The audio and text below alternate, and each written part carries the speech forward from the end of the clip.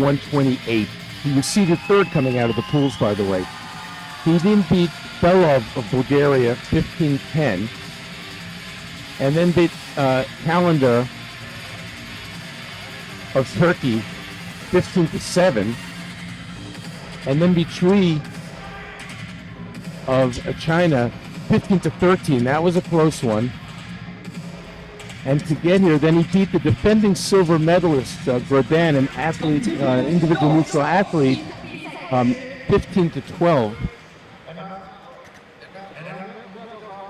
And Bertini was seventh coming out of the pools.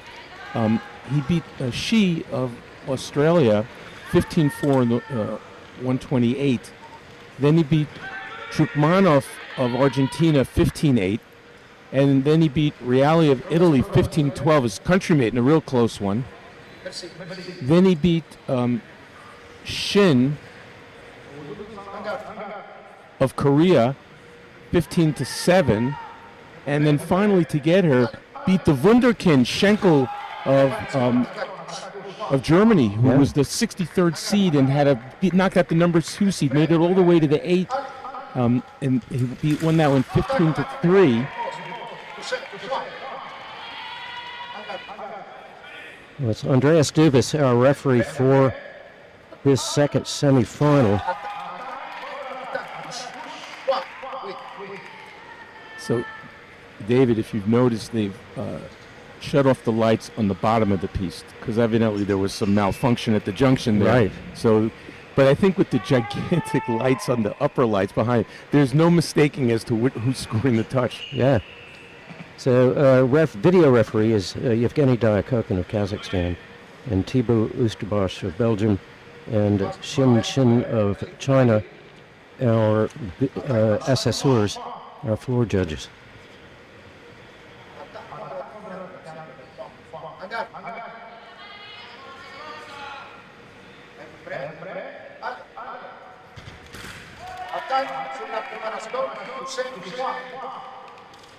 Attack and preparation is the call from the right, and Bertini asking for a video review. Well, because there was a clunk. You could hear there was a blade meeting. Clearly, someone took the blade. If it was beat attack from Couderc, the call is right. The referee just didn't say that what the blade action was. But there was a blade action. So let's see what the replay shows. You see how tall Bertini is? Yes. Huge reach advantage.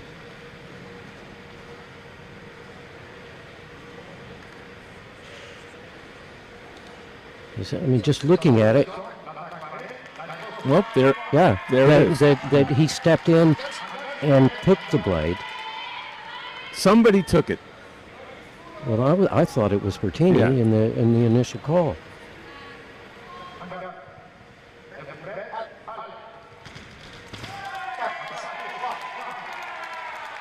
That was pretty clear. I think Couderc was still thinking about the last call, candidly. He wasn't ready for that. Ooh. Back no from the right. Legs akimbo, arms akimbo, and somehow Bertini was able to put the light on. What a counterattack. Couderc attacked to the low line, and Bertini was waiting with a power post. He's such a huge reach advantage. Couderc is going to have to try to get inside of that. Back right. Bertini acknowledged that.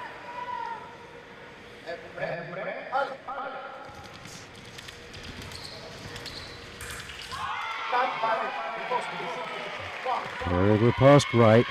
Beauty by Couderc. They pat each other in the back. Great sportsmanship. Couderc waving to the crowd. Come on, how about it? Let me hear it. That was some touch.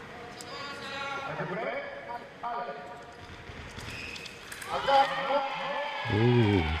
Bertini goes down to the floor, and Couderc is getting back into this match. He was out of this match at 6-1. Yeah. You could tell.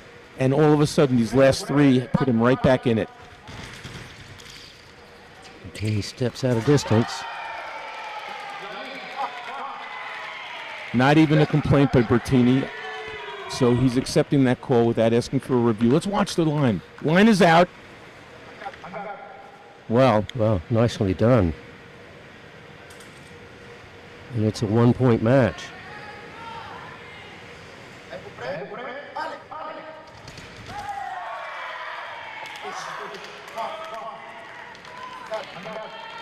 Attack in preparation for Bertini. Couderc went for the low line parry, but wasn't able to block it. Oh, nice. You guys we're very friendly. When you have long limbs like Bertini, long arms and legs like that, Yeah. and when you get hit in preparation at close distance, it's very noticeable. Oh, nice sky hook there. And we go to the 1-minute break, where we thought that Cosimo Bertini of Italy was going to run away with this. A gutsy performance in the second part of that opening period. Well, Couderc had checked out. After that call didn't go his way, you could tell a couple touches he was out of it, and then he brought it back. The two touches for me in there that were key was the last one with the sky hook from long distance, Yeah. and there was another one he did with his legs flying all over the place from long distance. The big difference in this bout is the length and reach advantage for that man right there, Bertini. If he continues to use that, that's going to make the difference. I think we can safely say that he's been doing it all day.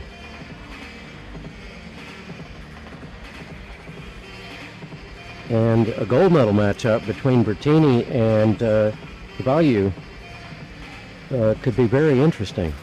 And this is not to sell Tom Couderc short by any stretch. Couderc has to figure out a way to get inside Bertini's distance with second intention, try to draw him out or attack in stages. He can't go straight in the middle of the piece.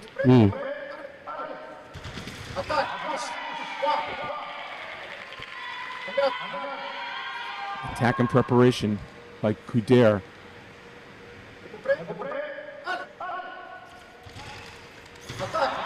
Oh, nicely done. Change the line. So attack in preparation and pretty much a straight attack in the middle. He's changed the tempo here.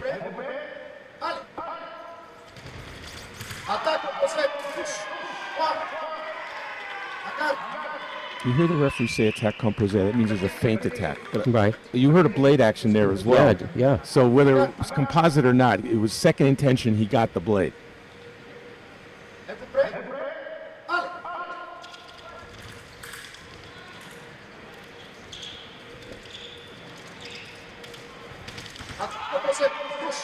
Wow. Tom Couderc, struggling in the opening period, is making life difficult for Cosimo Bertini. He's 4-0 after the break.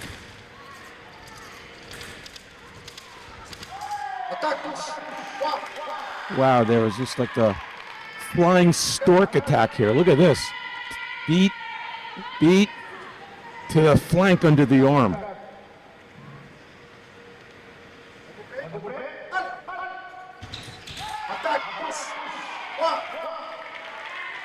Well, Bertini came galloping forward there. Yeah. And Couderc was able to pick him off.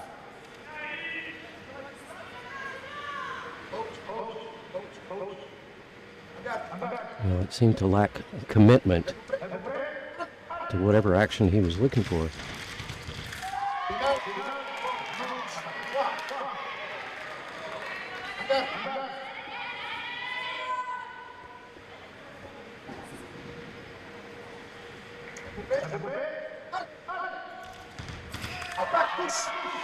That for me sounded like a parry and riposte from Couderc. There's blade action.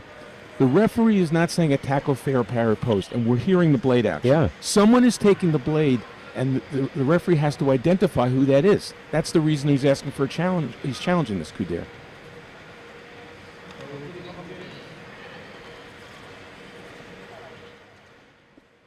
Let's see what Andreas Duvis says after looking at the video. And we're level at 11. Goes to Bertini. You could tell by Couderc's body language he's not in agreement with that.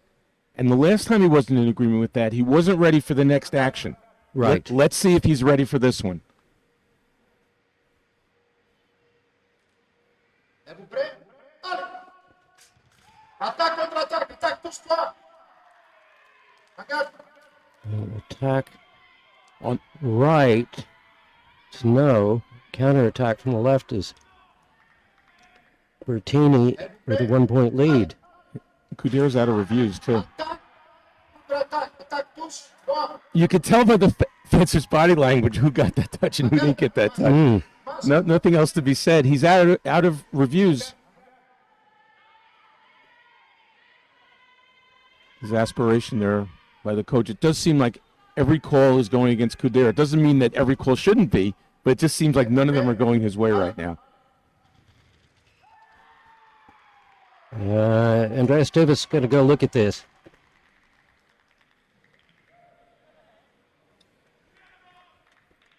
I wish we could see a replay of that. Here we go. It looked like Couderc pulled his arm back. Final, attaque, touche-toi! Regarde! And he did. Yeah. Merci, regarde! Êtes-vous prêts? Allez!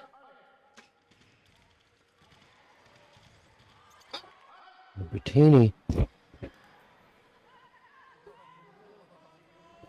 trying to avoid the attack, loses his footing.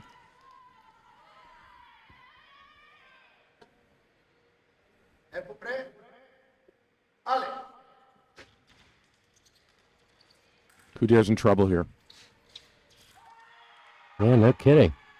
If the ref's going to look at it, there was a blade action. Yeah. It looked like Bertini tried to take it and Couderc did at the same time. If the referee determines that Bertini started, he's going to get this one. But there's no question Couderc tried to take the prise de fer taking the blade as well. This was really close.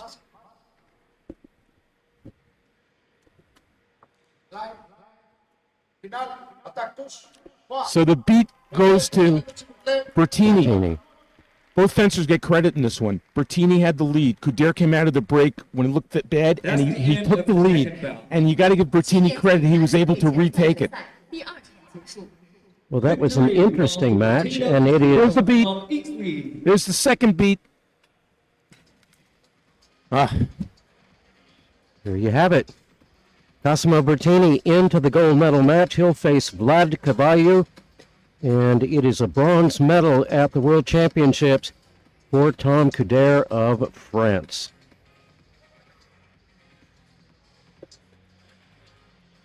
And we will have that gold medal match coming up in a bit, but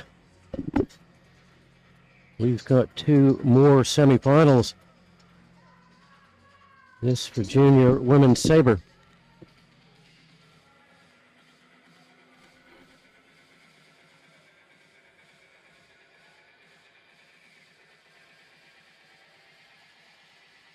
And there it is, official from